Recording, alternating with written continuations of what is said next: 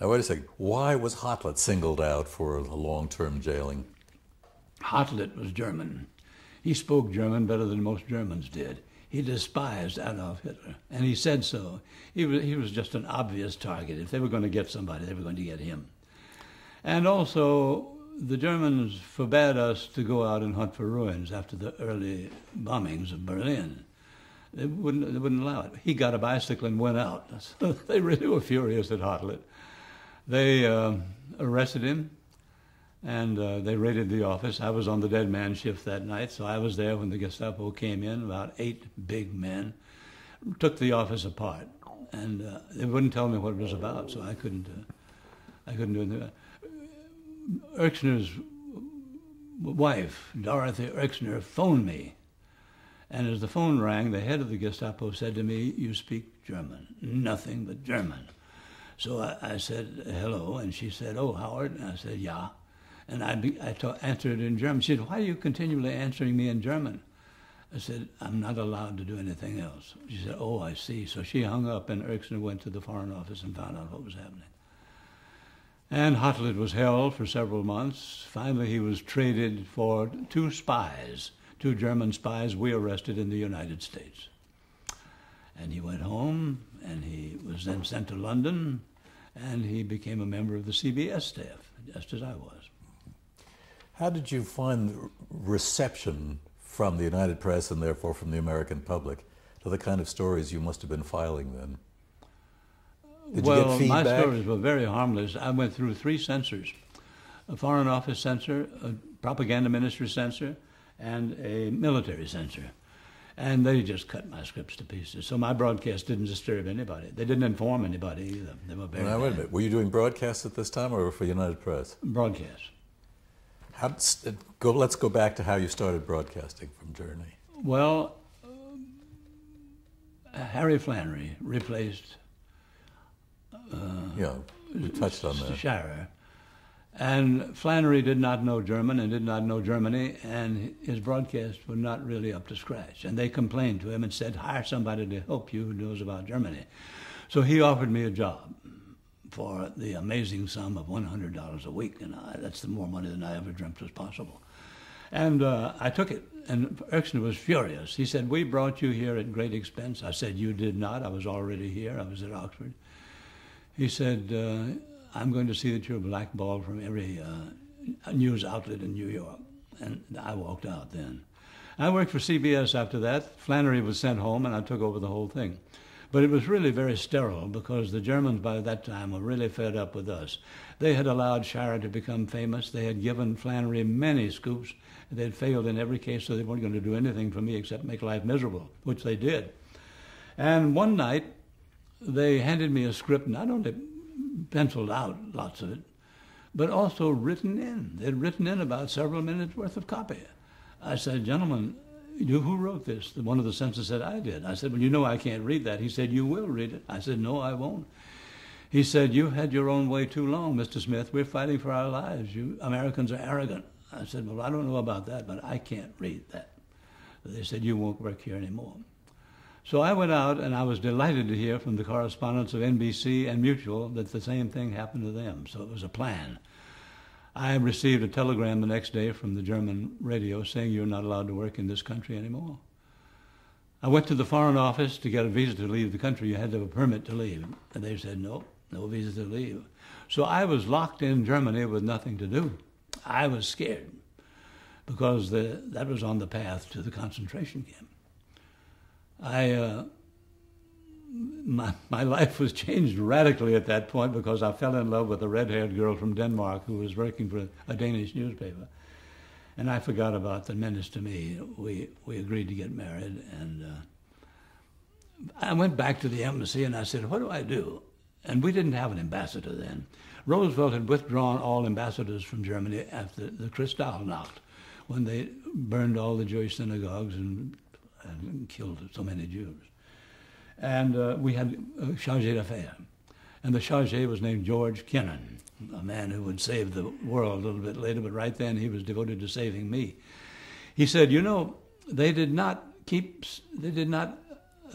disaccredit CBS. They just discredited you.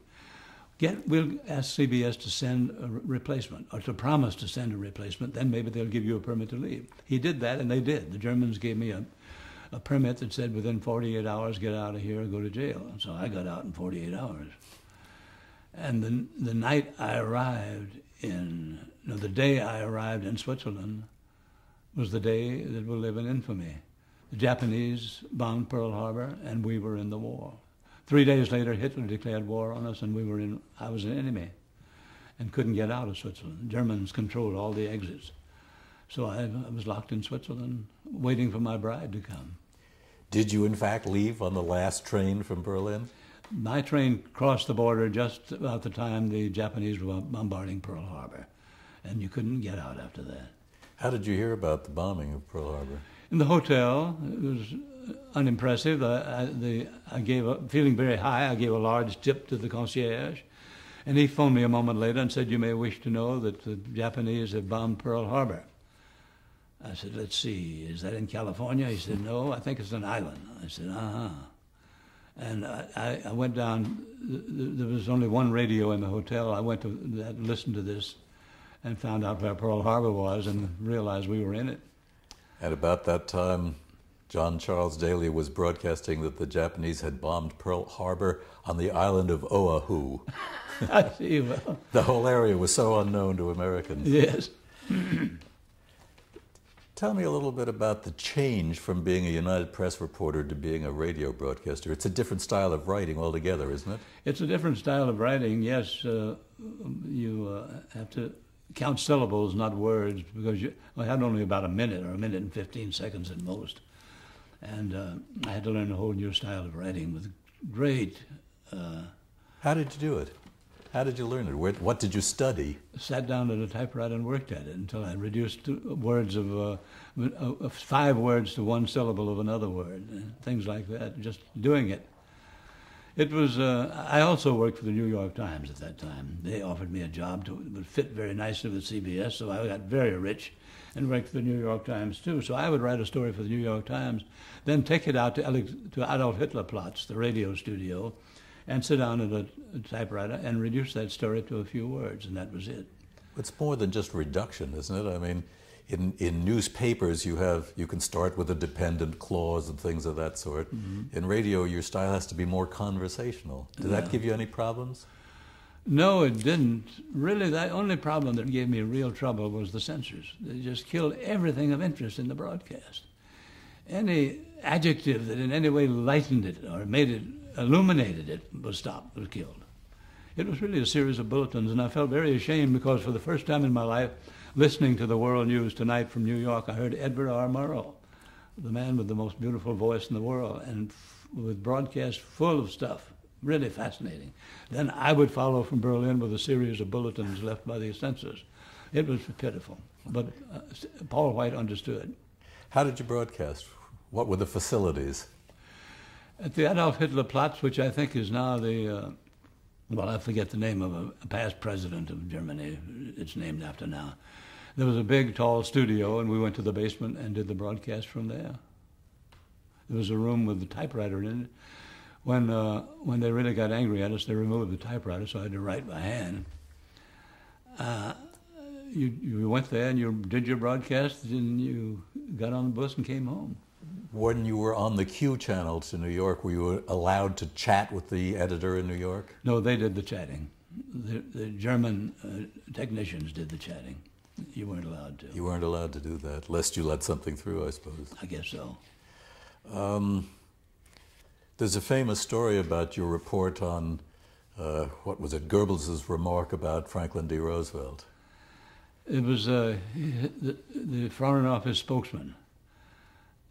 It said, America is governed by a man who is crippled in mind and body. I was so shocked that I put that in my broadcast. I hadn't left the studio before a telegram arrived from Paul White saying, never mention the president's disability again. So I didn't. Were you upset by this sort of voluntary censorship on Roosevelt's disability, both when you were in New Orleans and when you got this telegram from Paul White? No, I wasn't. No, we weren't that sensitive in those days. Today people would be quite sensitive about that. You'd probably be heroic if you refused to reveal the fact that that the president was crippled. Now, we're now in Switzerland, in Bern. Mm-hmm. What did you do? Well, for a while I wrote a book out of my 2 years in Germany called Last Train from Berlin. And it was requested by a small publisher in London. And I wrote it thinking it would be a paperback, which would be forgotten, and sent it off. And many years later, I discovered it was a bestseller, both America and Britain. And one chapter was reprinted in tiny book-sized booklets. And thousands of copies were made, and they were dropped by airplane over the occupied countries in Europe. Hollywood decided to make a movie of it. They had Gary Cooper down for the role. I got the script. It was awful. And I'm glad they decided not to do it, but they paid me for it. So it was quite a triumph for me. I wrote that book in about 6 weeks. And finally my bride came. She couldn't get a permit to cross country to marry, across Germany, from Denmark to Switzerland, to marry an enemy. She wept, and her father felt so bad about it, he thought up an idea. He approached the Queen of Denmark. Queen Alexandrina became interested and sent a message to the German ambassador, "You will please grant this lady the permission she needs." They did, but they thought she could never make it anyhow, because there was only one airplane allowed to fly those troubled skies at that time, from Stockholm to Copenhagen to Berlin and Munich and Switzerland. And it was booked for the next month or two.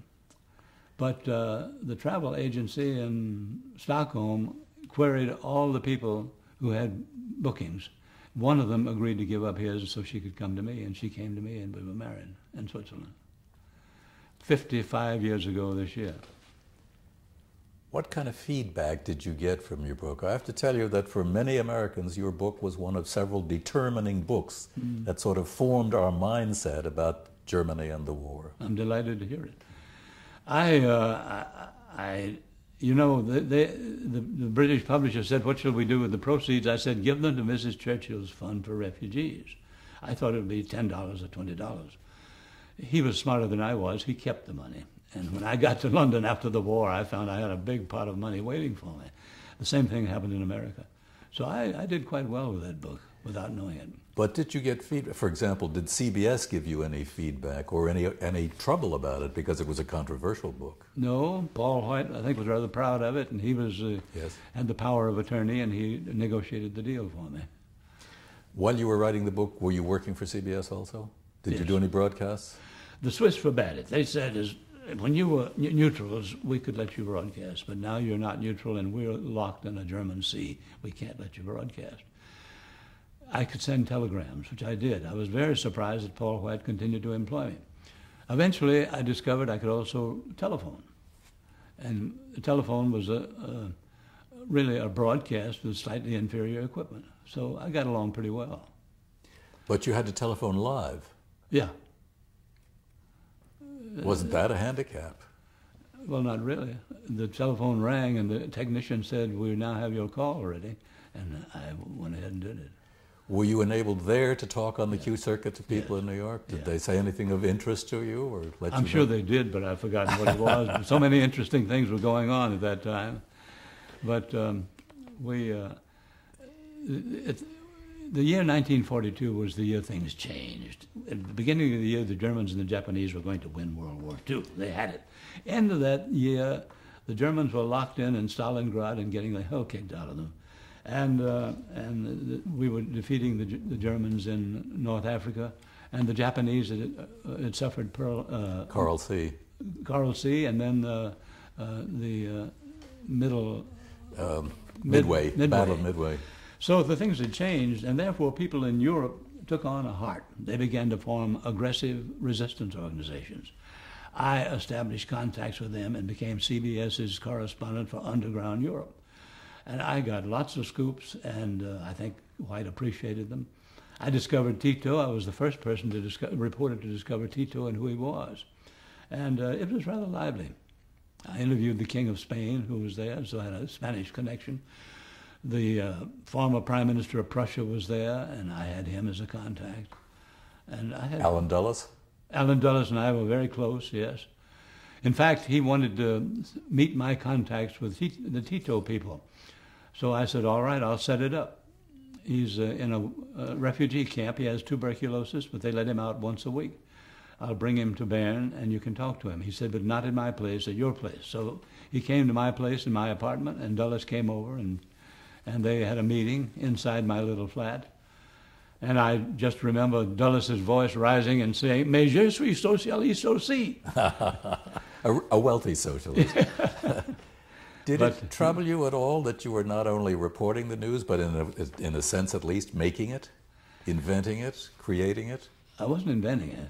It was what was happening. No, excuse me, but when you brought Dulles and the Tito man together, you were, in a sense, building the news. I don't think we were that hypersensitive then. We were in a war for our lives, and I was willing to do it. I was willing to serve America and the government. He helped me, incidentally, too. He gave me little facts about the attempt to kill Hitler that I used to great advantage. So you were trading information in a sense. What was your relationship with Murrow at the time you got? At least you could talk to him when you were in Switzerland. No, he was in London. I couldn't talk to London. I talked to New York. So I never knew Murrow except by his voice until the D-Day, the underground French army in the mountains next to Switzerland got impatient, decided to liberate themselves. They did. Benny, my wife, and I crossed the border and spent a week with them, a fascinating week underground. And eventually they got me, when the Americans landed in southern France, they got me to Lyon. And there I got a pilot, a military pilot, to fly me to Paris. And then I came to know Murrow for the first time in Paris. How did that come about? Where did you meet him? He, when I arrived, it was a terrible day. Benny was pregnant and sick. And this pilot, who finally agreed to take us in his empty airplane, thought he was just taking me.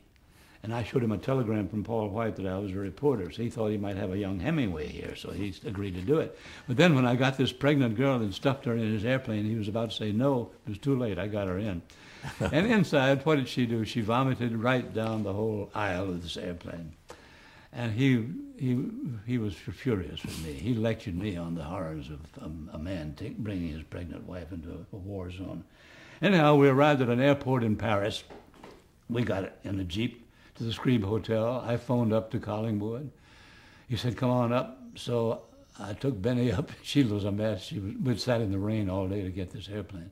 She was a mess and I was a mess.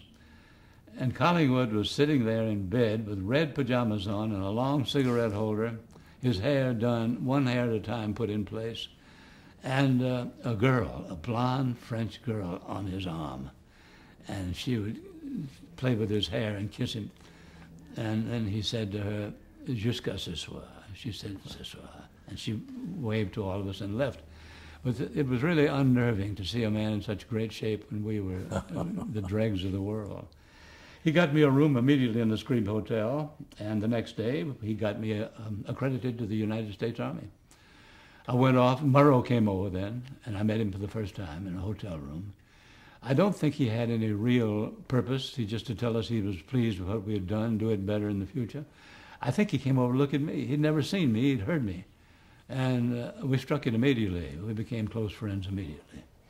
I was sent to the Ninth Army, headquartered in Maastricht, Holland, and stayed there for the rest of the war. When did you first meet Mr. Paley? When I first arrived in Paris, I did a broadcast in the Scribe Hotel, and Larry LeSueur said, Mr. William S. Paley, Colonel William S. Paley is waiting to meet you at the Georges V Hotel. So I sped over there, and this very nice, young, handsome man came out and was very kind and friendly. And we became good friends, too, for a while. Do you remember what you discussed or what you talked about with Paley? No, I don't remember what we talked about, but he was surrounded by men who in private life had been executives of networks and were now colonels and majors in propaganda. And I don't know what we talked about. It didn't matter. But you didn't spend all your time the rest of the war in Maastricht. Weren't you covering the Battle of the Bulge for a while? That was that was just south of Maastricht. I was there for the Battle of the Bulge. The Battle of the Bulge is the biggest battle Americans ever fought anywhere. Bigger than anything in the Civil War, bigger than D-Day. Bigger than Antietam? Yeah, much bigger, by a factor of 10 or so. And it was frightening. And I thought that the Germans were breaking through to get to Paris. So did the Americans at first. They smothered Eisenhower and guards so that no one could kidnap him. I thought I'd rush back to Paris and my pregnant wife and take them south to get out of France. But then I realized General Gavin was one of the division commanders who was staunching the flow of Germans. I found him out at the front, and he told me the facts. He said, we're going to beat the hell out of them. They're not going anywhere. They're trying to get to Antwerp, not to Paris. He told me all about it, and so I was secure. I stayed there at the front with the 82nd Airborne. How did you broadcast from the front? Well, every army had a van, and you had to know where that van was and go to it at the end of the day. Or at noon. You could do a noon broadcast and you could do a midnight broadcast. This was some of Colonel Barney Oldfield's work, getting those vans together for them. I think the Signal Corps did that. Yes, he was the recipient of the favor. Yeah. Barney Oldfield was the head of the press camp in Maastricht, and he was really very good at what he did. But no, that was done by the Signal Corps. Was the signal good out of the van? No, it was bad most of the time, so it was very frustrating. You didn't get through about 52% of the time. No matter how good your story was? No matter how good your story was. Occasionally the BBC would get it and run it on their network, but you missed America an awful lot of the time. It was very frustrating. How did you get along with the military? Fine. They loved us when they were advancing. When they were retreating in the Bulge, they didn't want to see us. Gavin was the only person I could get in touch with. But most of the time we were advancing, and advancing officers are much nicer than retreating officers. How much could you report? What kind of censorship did they impose? It was really ridiculously thin. It was not very important. We carried a censor with us. We had our own private censor, so we got what we wanted out. How did you live? Where did you sleep, and how did you travel? Well, in Maastricht, Oldfield appropriated a hotel, rather comfortable. You slept very nicely in very good quarters, good meals, and a band played at night. I didn't like that, but Oldfield thought that was great. A pretty girl came and sang, but you'd spend the day out at the front and then come back to that. It was. How did you travel? By jeeps. You drove, or you were driven? You had a motor pool, and you could order a Jeep and go. Yeah. And you could stay several days, as I did, out in the ruins of a town which we were going to use for a jump-off. Whom did you work with among fellow journalists at that point? Whom did you see and work ABC had a man, ABC, yes, it was ABC, a man named Bob Massell, who was really an engineer, but they were hard up for reporters, so they recruited him for reporting. And he and I had to travel together because they only had one censor for us, and we had to share him. So we did the same thing. So mostly color pieces. They weren't really very rich with substance. Yeah. Did any other CBS men impinge on you at that time? Severide came over just before the jump off to the Rhine and spent a night or two and then went back. I met him for the first time then. How did he impress you? It was very impressive. I arrived from a reconnoitering trip to the Rhine, and these cots were all lined up along the side of the road, and there was men in the cot next to mine, a long, drawn-out piece of goods, with his head hidden under his arm. He was napping. And he said, "Howard?" I said, "Yes." And he began to unfold, and gradually this big lantern-jawed man, Severide, appeared. And we became friends. You didn't find him shy or anything of that sort? No. He wasn't shy towards me. He had this strange quirk, though, that if you talked to him, his voice ran down. It was like a wind-up machine that went down to where you could hardly hear what he was going to say. So you're always being low. Very true. He had lots of quirks. He used to drink warm water before a broadcast, thinking it relaxed his muscles. As the war ended, you were one of the first Americans back in Berlin. Yeah, absolutely. My wife had a baby, Jack. We were through. We were on the Elbe sitting there doing nothing. I was hoping someone would cancel Eisenhower's order not to go to Berlin, and we would go. We were very near Berlin. But I got this cable saying I had a son, so with that cable I got a trip in an airplane back to Paris. And the Germans surrendered to Eisenhower at Reims, and then they were to surrender the next night to to Marshal Zhukov in Berlin. And Eisenhower sent a delegation to the ceremonies, and they agreed to take 3 reporters, and I got the luck of the draw and went for the networks. So I arrived in Berlin, met Keitel, who was the chief of the German delegation, and witnessed the signing by him, the signature. A German admiral signed with him and then committed suicide. Dönitz, was it?